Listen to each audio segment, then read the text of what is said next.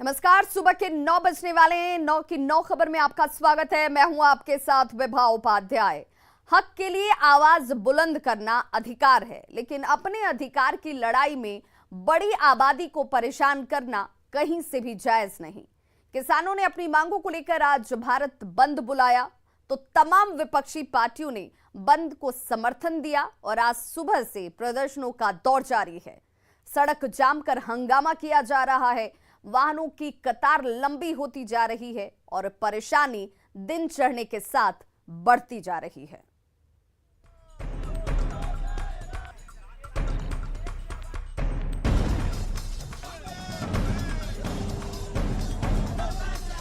संपूर्ण भारत बंद रहेगा।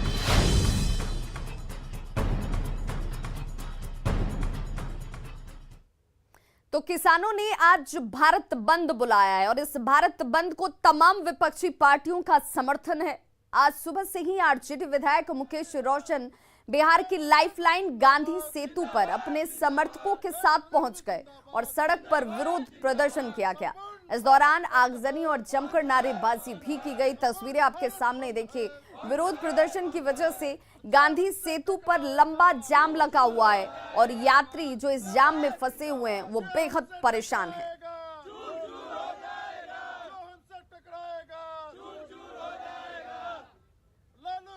जिंदाबाद जिंदाबाद जिंदाबाद, देश तेजस्वी जिंदाबाद जिंदाबाद जिंदाबाद, संपूर्ण भारत। तो सुबह 6 बजे से लेकर शाम 4 बजे तक ये बंद है। 3 कृषि कानूनों के विरोध में इस भारत बंद का आह्वान किया गया है और तमाम विपक्षी पार्टियां जो हैं वो इस बंद को अपना समर्थन दे रही हैं और समर्थन देने की वजह से देखिए इस वक्त ये विरोध प्रदर्शन सड़कों पर जिस तरीके से है, आम जनता हलकान है, वो परेशान है। इधर वैशाली के भगवानपुर में भारत बंद के समर्थन में आरजेडी कार्यकर्ता सड़क पर उतर आए और जमकर प्रदर्शन किया गया है। भारत बंद के वजह से NH 22 पर आवागमन पूरी तरह से ठप है और हाजीपुर मुजफ्फरपुर मार्ग पर वाहनों का परिचालन जैसे थम सा गया हो। वाहनों की लंबी कतारें लगी हुई हैं। बंद समर्थकों ने केंद्र सरकार पर तानाशाही का आरोप लगाया है। पूरे भारत के किसान उठकर आज भारत बंद का ऐलान किया है। उसमें हमारे पार्टी और नेता प्रतिपक्ष श्री तेजस्वी प्रसाद यादव, उनका आह्वान था कि आज पूरा किसान का समर्थन करेंगे। इसलिए हम लोग आज पूरे भारत के एक एक किसान और नौजवान आज हम लोग रोड पे उतरे हैं ताकि आज हमारे किसान को जो कृषि बिल जो है वो वापस करे, ताकि हम लोग जो भी हमारे भारत के किसान हैं वो जी सके। तो वहीं आरा में भी CPIML की किसान इकाई ने आरा पटना नेशनल हाईवे को प्राइवेट बस स्टैंड के पास जाम कर दिया है। नेताओं ने सड़क पर उतरकर बस के परिचालन को रोक दिया। नेताओं का यह दावा है कि बंद के दौरान उन्हें सबका समर्थन हासिल है।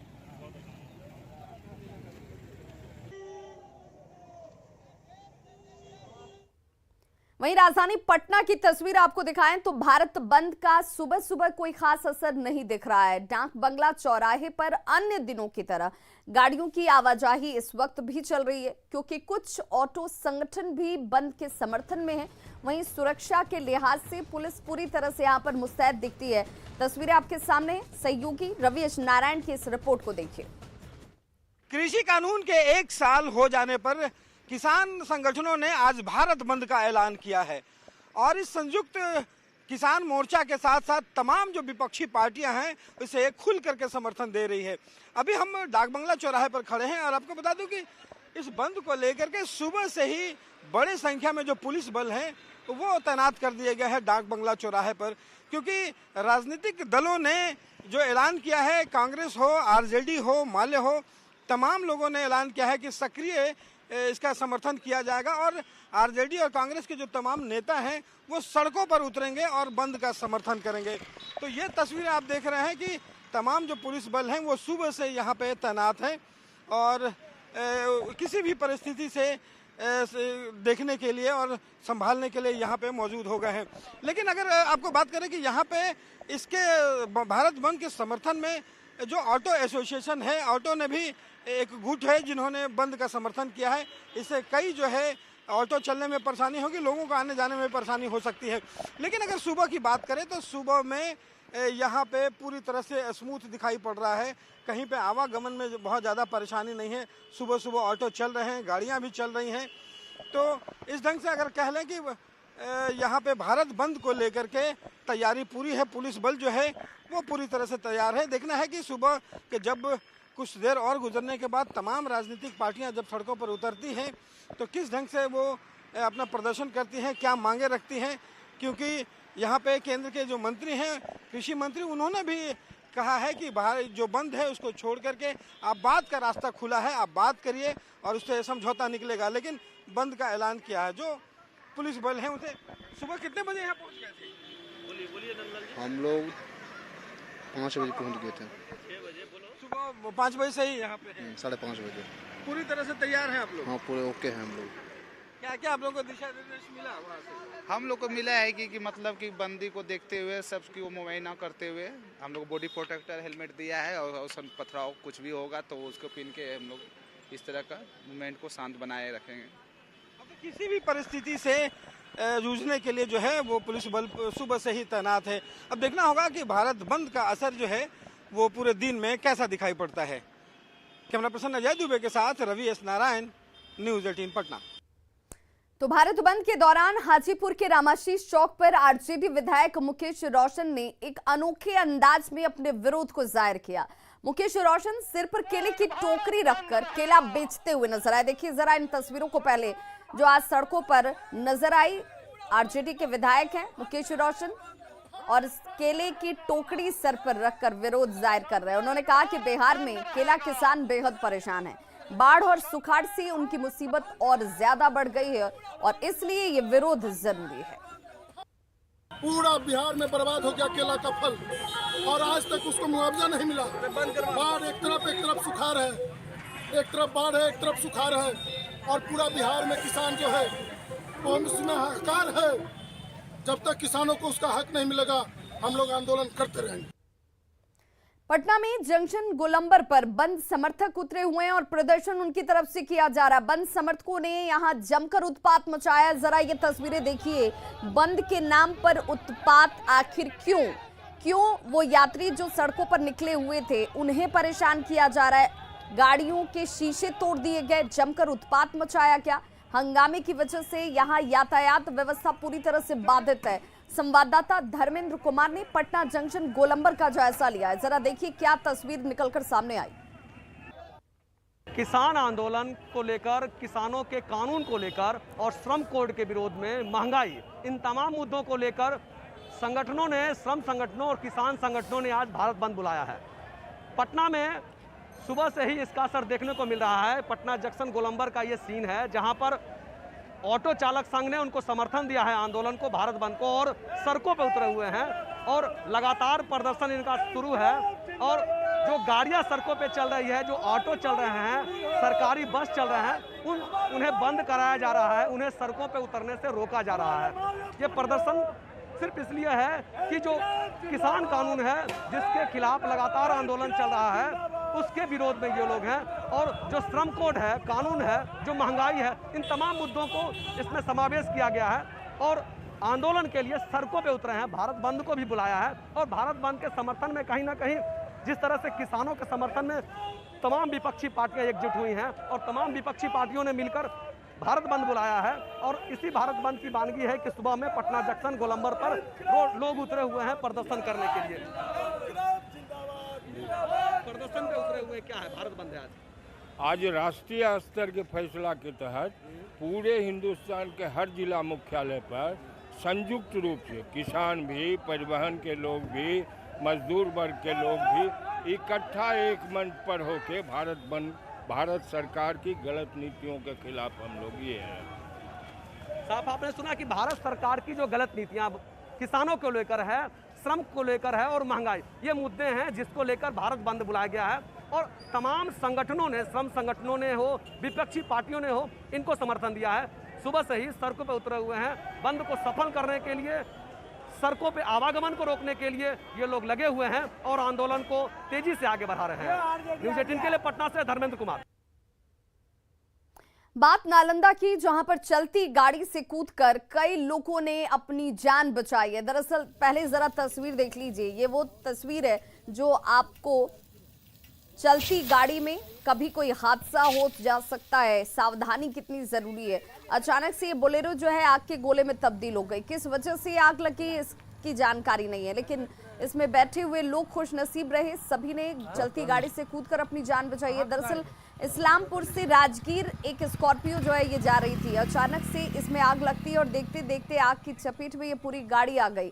छबीलपुर थाना क्षेत्र के चटनी फैक्ट्री के पास यह हादसा होता है। इस हादसे में गाड़ी तो पूरी तरह से जलकर खाक हो चुकी है, लेकिन गनीमत ये रही कि किसी भी यात्री को कोई चोट नहीं आई।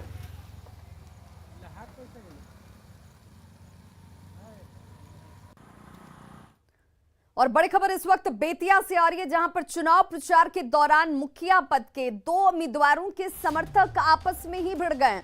जहां सूचना पर पहुंची पुलिस पर एक पक्ष के लोगों ने हमला कर दिया। पुलिस टीम पर ही हमला किया गया है, जिसमें एक एएसआई गंभीर रूप से घायल हो गए। एक्सक्लूसिव तस्वीरें आपके टीवी स्क्रीन पर इस वक्त, जिन्हें इलाज के लिए जीएमसीएच में भर्ती कराया गया है। घटना मनुआ पुल थाना क्षेत्र के तुनिया गांव की है।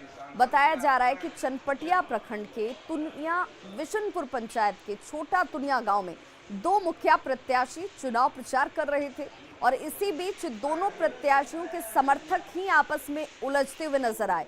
सूचना मिलने के बाद मनुआ पुल थाना के जमादार रामबाबू चौधरी दलबल के साथ मौके पर पहुंचते हैं और इसी बीच भीड़ में से किसी ने बांस के बल्ले से जमादार पर ही हमला कर दिया, जिसमें जमादार का सिर और नाक जो है वो फट गया है। आनन फानन में जीएमसीएच में जमादार को भर्ती कराया गया है। बेतिया एसपी ने कहा है कि दोनों पक्षों पर केस दर्ज किया गया है और मामले के जो भी दोषी हैं उनके खिलाफ सख्त कार्रवाई की जाएगी। हम लोग गांव से मतलब निकल रहे थे बाहर, मोमेंट बनाए हमको मतलब जान मारने के नियत से हमला करने के लिए। हम आगे थे, जमदार साहब हमारे पीछे थे। जब तक वो लाठी चलाया लो और ईटा पत्थर चलाया, हम छिप गए। वो लाठी ईटा पत्थर जमदार साहब को लग गया, उनका कपार फट गया, नाक भी फट गया। वहाँ से हम लोग तुरंत इनको ला के कितने लोग घायल? कितने लोग घायल? घायल बस जमदार साहब हैं, बाकी कोई घायल नहीं है, ठीक ना। बिहार में पूर्ण शराबबंदी है, लेकिन इसके बावजूद शराब लोग पी रहे हैं। ऐसा हम क्यों कह रहे हैं, इन तस्वीरों को देखने के बाद आपको ये एहसास होगा। देखिए आपके सामने ये तस्वीर जो है वो मुंगेर किले के अंदर की है, जहां सरकारी कार्यालय के पीछे विदेशी शराब की दर्जनों खाली बोतलें फेंकी हुई आपको हर तरफ नजर आ जाएंगी। जहां तक आपकी नजर जाएगी आपको हर तरफ ये शराब की बोतलें दफ्तर के पीछे बिखरी हुई नजर आएंगी। हमारे सहयोगी अरुण शर्मा ने इस जगह का जायजा लिया है। जरा देखिए क्या हालात हैं, दफ्तर के पीछे ही ये शराब की बोतलें, तो इसका सेवन कौन कर रहा है, कैसे यहां तक पहुंच रही हैं और क्या प्रशासन की नजर इन पर नहीं पड़ती। मैं इस वक्त मौजूद हूं जिला के किला में। किला एक ऐसा जगह है जहां जिला के तमाम एसपी, डीएम, जो जुडिशियल तथा मेरी ऑफिस मतलब जितने महकमे हैं, सरकारी महकमे हैं, सभी का ऑफिस यहाँ पे मौजूद है। और आप देख सकते हैं ये खास महल का ऑफिस है, उसके सामने आप बोर्ड भी देख सकते हैं ये लगा हुआ। उसके सामने जो है जिला सूचना एवं जनसंपर्क के ऑफिस है। अब मैं जो दिखाना चाहता हूँ उसे देख के आप भी दंग रह जाइएगा कि इतने सारे सरकारी भवन, इतने सारे जो भी जिला के डीएम, एसपी इनका यहाँ पे जो है पूरा जमघट लगता है। यहाँ पे उन्हीं के ऑफिस है, उन्हीं के ऑफिस के यहाँ पे दिखाना चाहूँगा कि ये देखा जाए ऑफिस के पीछे की जो स्थिति है, ये देखा जाए। यहाँ पे जो शराब की ये जो बोतलें हैं, एक नहीं है, 2 नहीं है, लगभग 1 दर्जन से ज़्यादा बोतलें जो है यहाँ पे बिकी हुई हैं। तो इसका मतलब साफ है कि ज़िले में शराब माफिया जो है अब काफ़ी एक्टिव में है। और एक्टिवनेस की ये हद है कि अब सरकारी ऑफिसों के पीछे जो है वो बोतलें बिकी हुई मिलती हैं। अभी 1-2 की संख्या में, लगभग ये कहीं ना कहीं किसी पार्टी के लिए आया होगा, उसके बाद ही इतनी संख्या में है।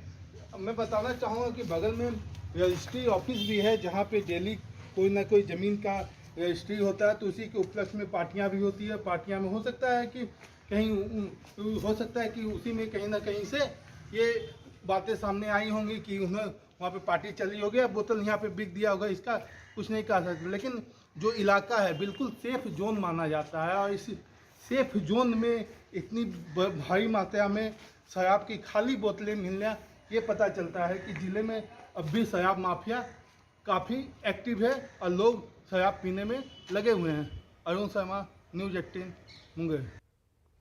खबर कोडरमा से, जहां पर जमीन विवाद में दो पक्षों के बीच मारपीट के बाद स्थिति तनावपूर्ण हो गई। पुलिस लगातार मौके पर कैंप कर रही है। घटना चंदवारा के खांडी गांव की है और ये तस्वीर उस गांव की जहां पर देखिए महिलाएं जो हैं वो इस बैरिकेडिंग को तोड़ने की भरसक कोशिश कर रही है। खांडी गांव की ये तस्वीर। जमीन के विवाद में दो पक्ष आपस में ही भिड़ गए, जिसके बाद जमकर दोनों तरफ से पथराव होता है, मारपीट होती है। कई लोग इस दौरान जख्मी हुए हैं।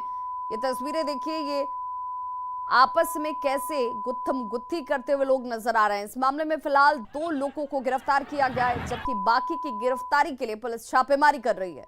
गांव में तनाव का माहौल है और पुलिस की तैनाती।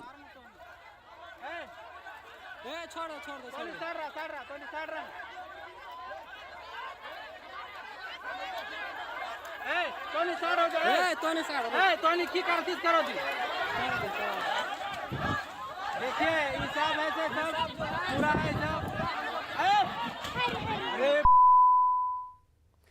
चतरा के टंडवा में सीसीएल मगध कोल परियोजना के कांटा घर में अवैध उगाही का वीडियो वायरल हो रहा है। वीडियो में आपको साफ तौर पर यह दिख रहा होगा कि धर्म कांटा में बैठे लोग अवैध उगाही में किस तरह से लिप्त हैं। कांटा कराने के नाम पर लोगों से उगाही की जाती है। इस कांटा घर में हर दिन 100 से अधिक ट्रक पहुंचते हैं और कांटा बाबू हर गाड़ी वाले से 200 रुपए की उगाही कर रहे हैं। हालांकि न्यूज़ 18 इस वीडियो की पुष्टि नहीं करता। मजाक करते हैं।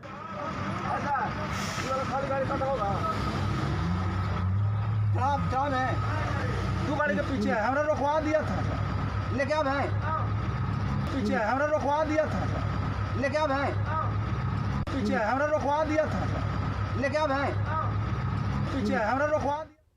मधुबनी में पंचायत चुनाव का अनोखा रंग दिख रहा है। यहां मुखिया उम्मीदवार और उनके समर्थकों ने मिथिलांचल के परंपरागत परिधान में चुनाव प्रचार किया। कमर में लाल धोती, गले में दुपट्टा और माथे पर लाल पाग के साथ प्रत्याशी घर घर घूमकर लोगों से वोट मांगते नजर आ रहे हैं। मधुबनी के सिरिस बपाही गांव में चुनाव प्रचार के अनोखे अंदाज का जायजा लिया न्यूज़ 18 संवाददाता अमित रंजन ने। पंचायत चुनाव का जो प्रचार अभियान चल रहा है उसकी एक अलग तस्वीर दिखा रहा हूँ। ये आप यहाँ देख सकते हैं कि ये यहाँ जो सरसोपाही पश्चिमी पंचायत की ये तस्वीरें हैं। यहाँ आप देख सकते हैं कि यहाँ पर जो है लोग मतलब अपनी जो संस्कृति है, जो मिथिलांचल की जो संस्कृति है, पाग दुपट्टा धोती के साथ लोग यहाँ पर वो एक साथ जैसे प्रचार करते हुए यहाँ पर अपने गांव में जो लोग यहाँ अपनी गली में जो चुनाव प्रचार में निकले हैं। और यहाँ एक अलग तस्वीर दिख रही है। यहाँ के कल्चर में वो चीज़ इतना समाया हुआ है। यहाँ चुनाव प्रचार भी जो मिथिला की जो संस्कृति है उसके हिसाब से ही लोग यहाँ निकले हैं जनसंपर्क के लिए।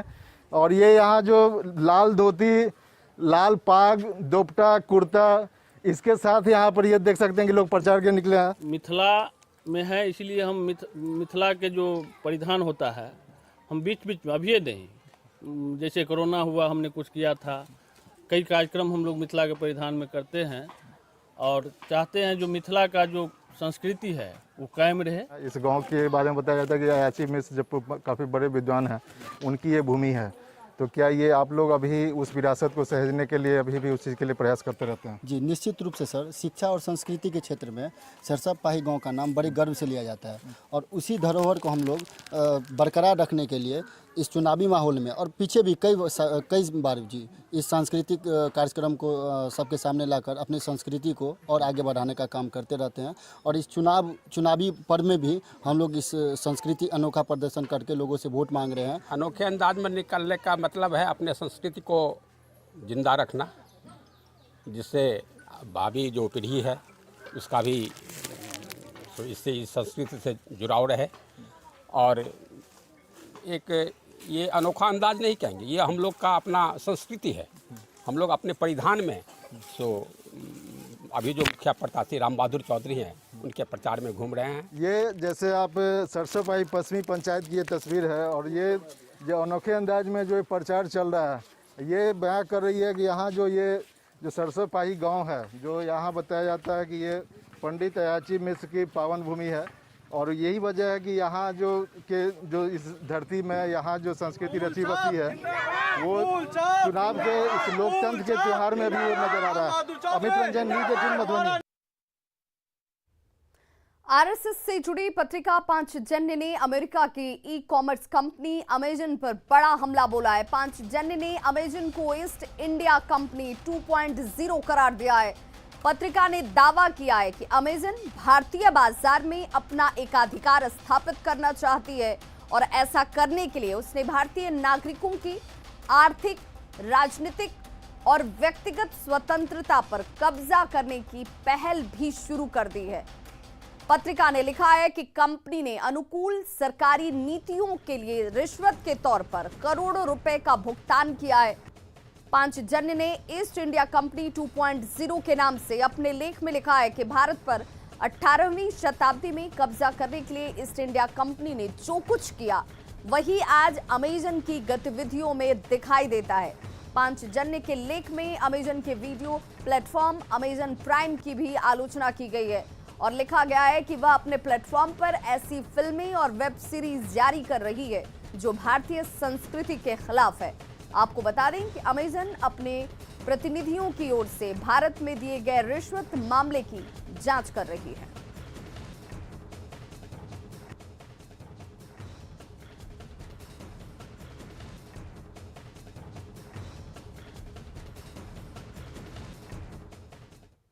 तो खबरों का सिलसिला लगातार जारी, आप देखते रहिए न्यूज़ 18 बिहार झारखंड।